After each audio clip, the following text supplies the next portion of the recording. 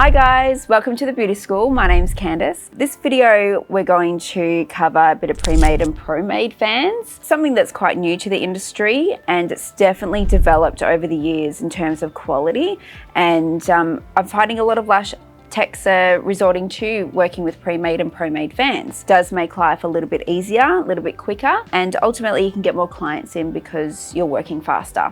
So what is the difference between a pre-made and ProMade? How I remember this is with a ProMade, I just think pro as in professional. ProMade is created by hand. So it is someone ultimately creating these fans on their own. The difference between a ProMade and a pre-made is done in a factory. With a ProMade, so handmade, it is made, dipped in glue, and then set aside. So this can be put in a loose tray like so, or it can be done on a tray as you would buy your usual pre-made fans like this. So pre-made or ProMade, it doesn't really matter. It can be in either way, but just remember, a ProMade is made by someone by hand and a pre-made is made in the factory. So working with a ProMade, it has to be pre-glued so that the base stays together. So when you go to apply it, you're going to re-glue it. So you've got double the amount of glue, which then can make the base a little bit thicker, which then retention sometimes can be compromised if it's too thick.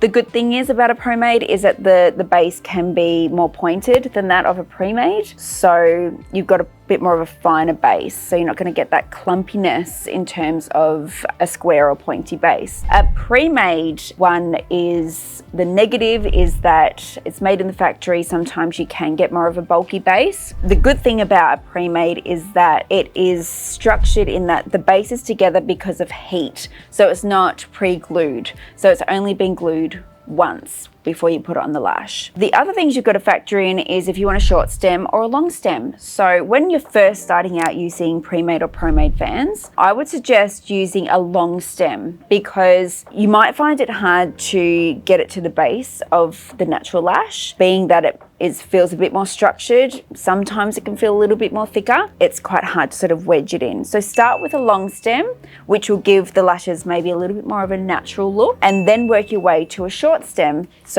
the lashes are sort of fanned out from the very base, which does give it a bit more of a fuller, you can go a bit more mega vol with a short stem. It is just slightly a little bit harder to work with. So on the forehead, I've just got a pre-made fan and a ProMade fan, just to sort of show you that there's not a lot of difference. What you will find is that a pre-made, being that it's made in a factory, is all very similar in terms of the fan itself. Whereas a ProMade, being that it's handmade, you might get variations in the way that it's created. So when working with your pre-made and ProMade fans, the angle that you apply is super important.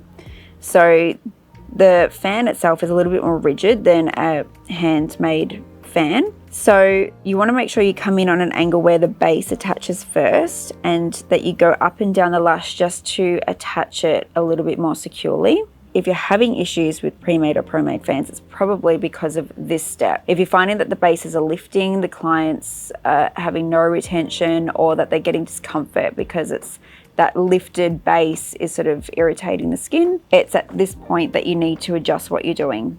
So come in on an angle where it's sitting flush, the base is flush with the natural lash, give it a bit of an up and down wiggle, so you're sort of spreading that glue along the natural lash line, and then secure it at the base. And that will help with retention and a proper application for your pre-made and ProMade fans. So if you like that real sort of structured, all the fans looking exactly the same, maybe pre-made is for you. If you like a bit more of like a messier sort of fluffy look, maybe a ProMade is for you. You can get all different thicknesses in your pre-made and ProMades. I like to work with a 0.07, sometimes a 0.05, and I usually get a mixed tray. And if I find that I use a lot of 10s, 11s, and 12s, I tend to get the trays just of that. Have a little play around, see what works best for you. But just know that pre-made and ProMade is generally where I'm finding the industry is going. So don't find that it's, you want to sort of refrain from working with them, because it does really help in terms of time, quality,